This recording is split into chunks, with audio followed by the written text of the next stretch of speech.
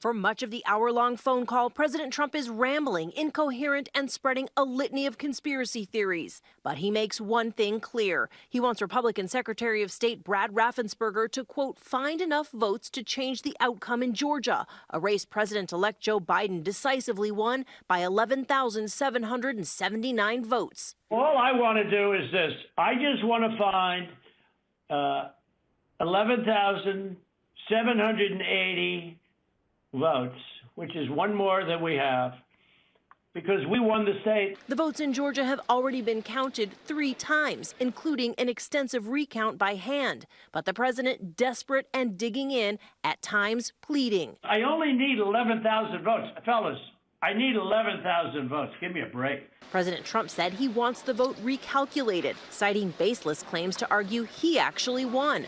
The president even threatening Raffensperger, suggesting he could be criminally liable. You know what they did, and you're not reporting it. That's a criminal offense, and you can't let that happen. That's a big risk to you and to Ryan, your lawyer. That's a big risk. It's not fair to take it away from us like this. And it's going to be very costly in many ways. And I think you have to say that you're going to re-examine it. But Raffensperger did not back down. Well, Mr. President, the challenge that you have is the data you have is wrong. Some legal experts say the president may have violated laws that prohibit election interference, but charges are unlikely. Biden's team calling the recording irrefutable proof that the president is trying to overturn the election by pressuring and threatening an election official. It was a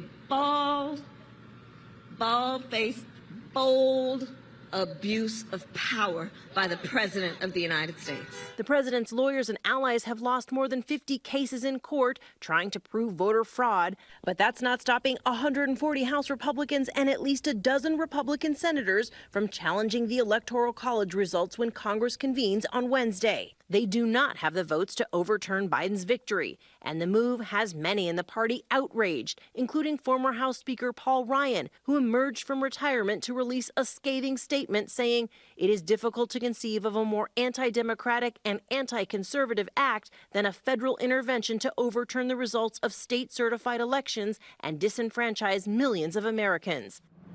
Now, here's the big picture. Some Republicans fear that the president's repeated false claims of widespread voter fraud could be backfiring and scaring off Republican voters from actually voting in Georgia's special election that takes place tomorrow. That race, of course, is going to determine which party controls the Senate, not to mention how much Joe Biden can accomplish during his presidency. But even that risk of Republicans losing the Senate, George, does not seem to be bothering the president. As he said, he plans to repeat those same false claims that you heard in that call at a rally in Georgia later tonight.